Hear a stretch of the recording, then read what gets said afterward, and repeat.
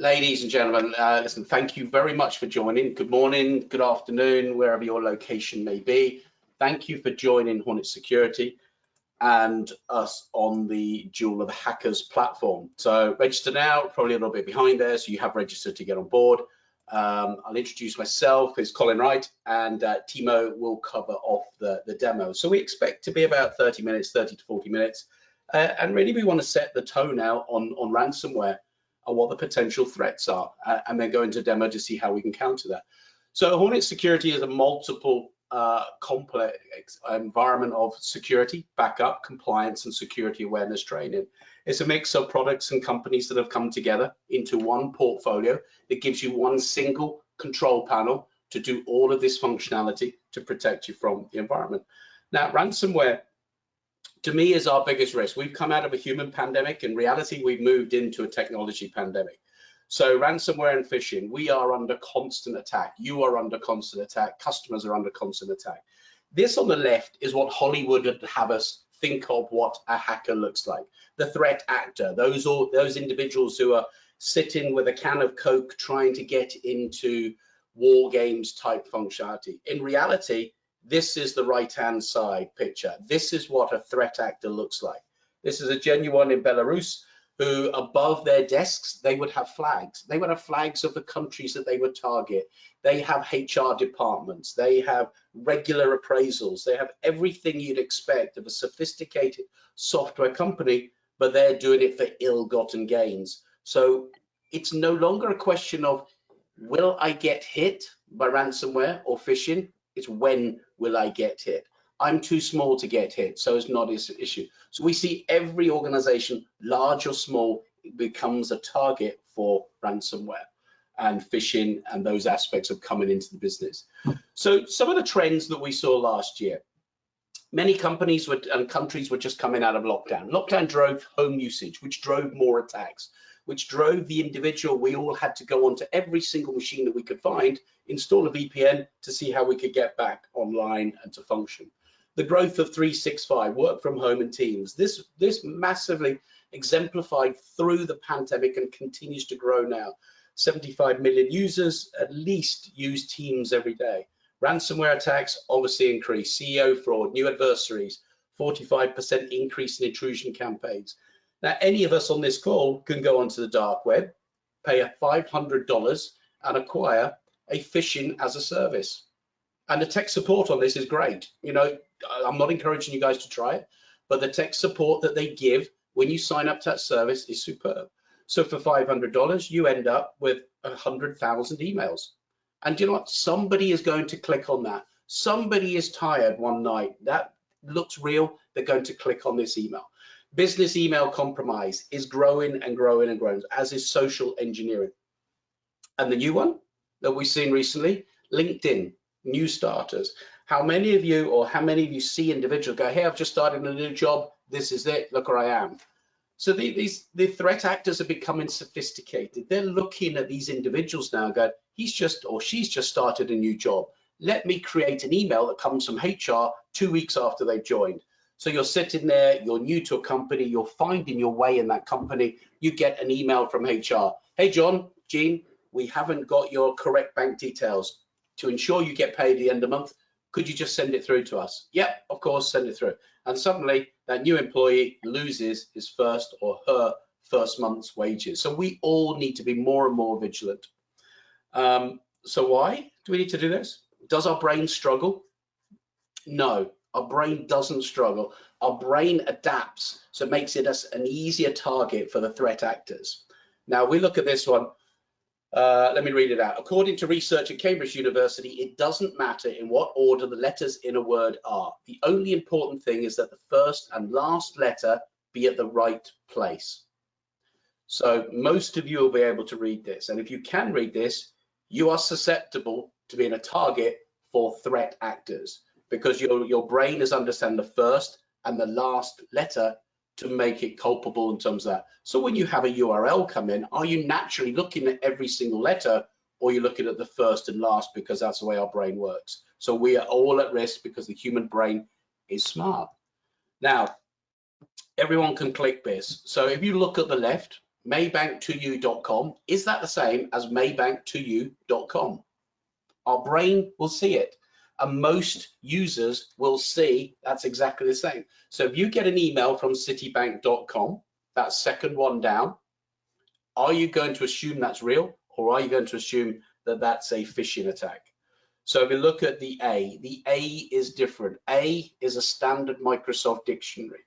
If you add Cyrillic into that, then you create a different A in that environment.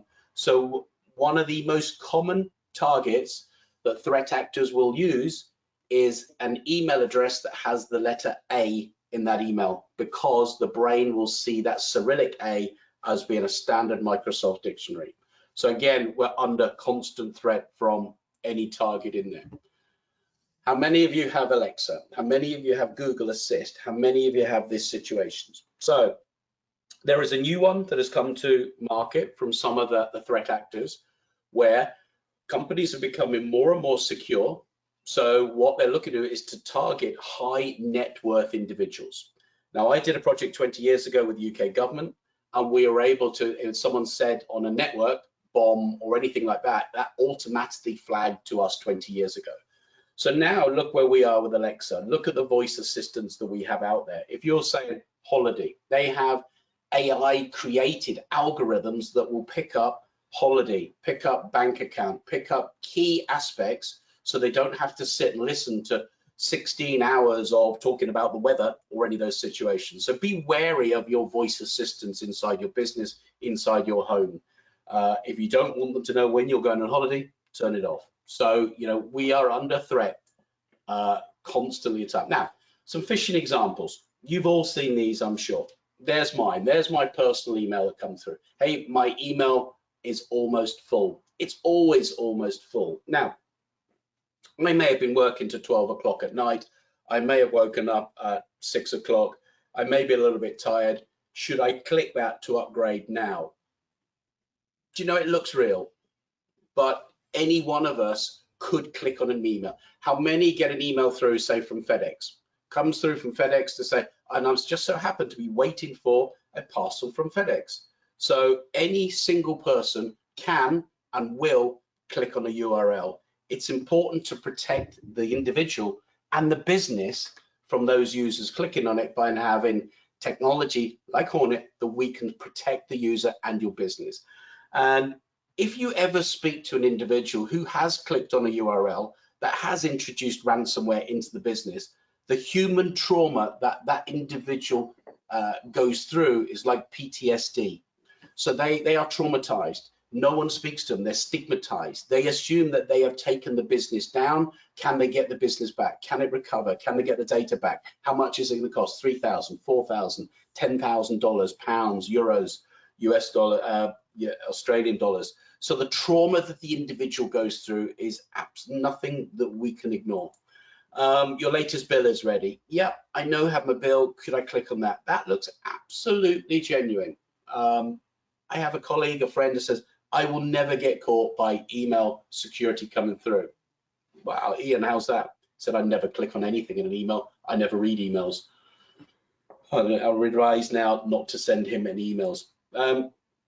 So there is a phishing quiz. You know, I would encourage all of you guys just to go out and try this. See how successful you can be. See what you can look at.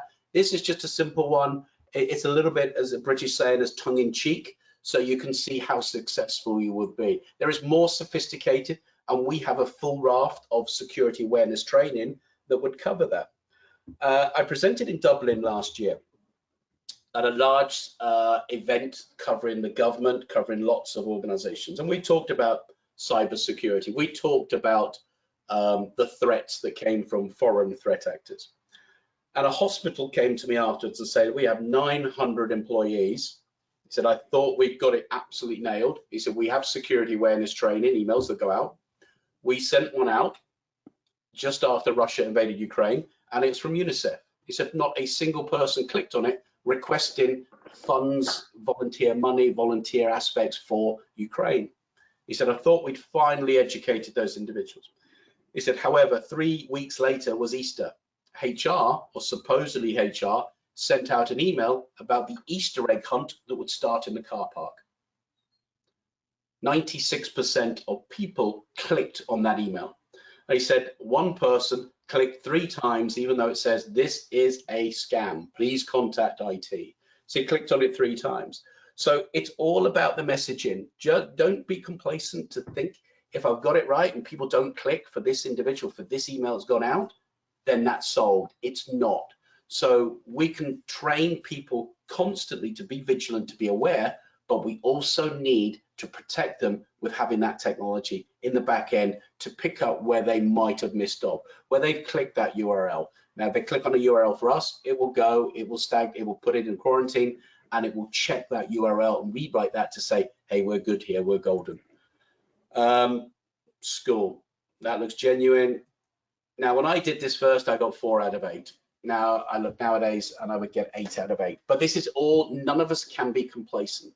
For instance, the Irish Health Service was down at some stage last year, and you know, they were down for a couple of months with reduced service, with ability of technology was down with notebooks. So it can happen to anybody. You just do a search online to find who has been hit with phishing attacks, who's been hit with email. Some countries do not have to declare them, other countries do. So, you know, we offer a complete comprehensive solution that protects the users, protects your environment, protects the customer, and more so protects the human. So we look at a sustainable security culture. The mindset has to change, and that's a mindset from everybody, the users, the people initiating the change, the business leaders, but we have to acquire a skill set. So it's not just about, right guys, what we're going to do is don't answer anything, don't click on any URLs. That's not productive. So the skill set has to be there. We have to create phishing simulation. We have to do e-learning, maybe some short videos. But the most important, we need a tool set. We need to protect the human, which is me, which is you, from clicking on that URL. So that tool set can only come from technology such as us. And then we come to technology like security awareness training or security awareness service or whatever you deem to call it. So it fits into multiple platforms. So we need to prevent, we need to protect, we need to respond, and then we need to recover. So if we only have one of those sectors in a business, we're not protecting ourselves from going out of business. So we need all 4 of those pillars to be able to keep business and keep that business continuity flowing around the outer aspect. And see this in a control panel, in something concise, to see, look, who's the leaders, who clicks on stuff, who doesn't click on stuff, who is the most proficient inside our business, and maybe create league tables, make it fun. Don't mandate that these guys need to have everything drilled into them, right? You've got a league table, you've clicked on more, you found more phishing email attacks than anybody else. Here's a holiday. Perhaps not to go to that extreme, but here's an Easter egg, or here's something, here's a reward. So make it fun. If it's fun, people learn. If it's fun, children learn and they're educated. So the awareness in our control panel is really key to driving that forward. On the security hub, this is in full multiple languages, in Arabic, in Spanish, in Italian, so we can click on e-learning from how we're going to send an email out. What are we going to protect? So there's central access to all, but they're short videos. You know, we have an attention span. No one wants to sit and listen to a 4-hour video of the context that we see in terms of just don't click, you know, be aware, see what's happening. And then we move on to next generation awareness. So we need to measure it to see it's effective. You know, we're spending our money on buying this service. Does it report back? Is it effective? Is it realistic? And ultimately, is it efficient? Are we getting value for money? And our value for money comes back to, we are not letting phishing email attacks into the system. So I'll be back in about 10 minutes. While we'll hand that over now to Timo, and Timo will run through the demo and it will show everything in context. So Timo, over to you, and then we'll be back in a few minutes. Thank you very much, Colin. So yeah, I would like to show you how easy it is to set up in phishing, and yeah, how it looks like if you perform a successful phishing attack. And yeah, let me share my screen. So yeah, I think you can see my screen. Yes, we can. Perfect. Okay, so yeah, what we have done here, we have set up some framework. It's called EvilJinx, nothing fancy. You can easily download it on GitHub. There's no need to go into the darknet and buy some software as a service from there. So yeah, you can easily set up it on your own. And yeah, there are some details to perform this attack successfully. One critical detail is you need to buy a domain. And yeah, I think I need to say this domain needs to look like it's from Microsoft in this case, because we will perform to hijack an M365 hack. And yeah, for this, we have bought this specific domain. It's secure signing.net, and we have built a subdomain outlook.net. And the key factors, we have bought a certificate. So yeah, it looks straight up valid. So let me show this really quick. I will open my browser, and yeah, for this we need to click on the phishing link. So the target already clicked on it. Like, oh no, that's the wrong. 1 second. Over here, it's this URL. Let me take this really quick. Over here. And at that moment, the target clicked on it, and you can see on the right side, some stuff happened over there. And on the left side, we see the standard M365 login. And at that point, you may think, but you have the secondary factor, so the 2FA will save you in this place. But actually, I will show you that's not enough. So yeah, let's go further for this. I need to adjust my window here.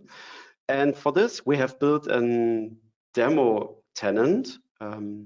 It's a German one, so yeah, sorry for the spelling. It's Getreide Großhandel Schubert in this case. But you will see there's something special. You even see the CI in the background. So the target doesn't know it's the wrong URL. You can look over here. It looks, I think it looks fine. You can see the certificate. Nothing special here. All is valid.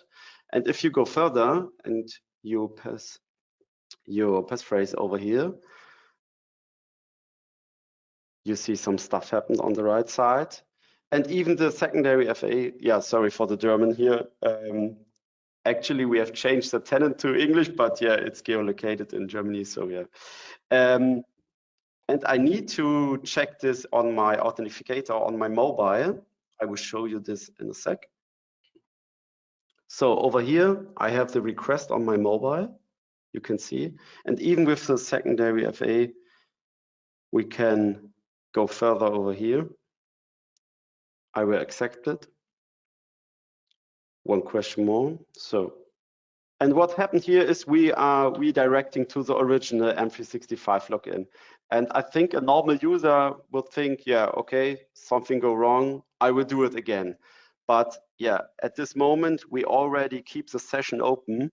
And if we go on the right side and take a look at the sessions we have covered, we can see with the 42, we have the session already stay open. And if we are taking this session, we have the cookie. And this cookie is, our final target. And let me close this stuff over here. And what we need to do is I go to a standard browser like this, Firefox in this case. Let me quick open the private session, and I can just go to Google over here, and we are searching for the M365 login in this case. So I just Googled, looks fine for me. So, and what we need to do is we need to use an add-on. It's called Cookie Editor in this case. And over here, I can import this cookie from the session. Just like that. And that's all. Only thing what I need to do is refreshing the site, and I'm logged in the tenant, and I can do my stuff. I can write emails. I can go in the OneDrive and have full permissions on this tenant. Yeah, and the only thing happened over here is clicking on the spear phishing link or phishing link, and yeah, you can do what you want. You have access to all the address book. You can write your colleagues. Yeah, and so fast and easy it can be done. And now you can say, yeah, but I have blocking geo IP locations. But I think if there's an attacker on this point and he bring you to click on the link, he already know where are you located, and he will take care about it to get an IP address from your location. So I think that's not the best the best way to protect against these attacks. Yeah, but in this short, you can see it's pretty easy to hijack an M365 tenant. You can now go ahead and spread some more phishing links, and yeah, in this case you are inside the company still, so yeah, it's pretty easy to spread more phishing links, I think. That's all for me, Colin. So yeah, I'll go back to you. Let's just bring back. Okay, so ladies and gents, I'll spend the next 5 minutes just covering off, but let me just bear with me. Okay, super. Thanks, Stephen. Let's see. So, you know, one thing we protected, we've all spent a lot of money on security over the years. We've spent a lot of money on network, on endpoint, on the web. The results show from Gartner and Verizon, only 8% of the IT security spending is on email. Yet 93% of the attacks that come into a business are via email. So perhaps now we should look to pivot. We would say that, being an email security provider, but in reality, no. We need to pivot and look at, we protected the network from internal intrusions. We protected our endpoints, but are we leaving an open door to these breaches coming in via email? We need to secure that. We need to ensure that we're not funding organized crime, aspects in Belarus, Russia, wherever else to come through.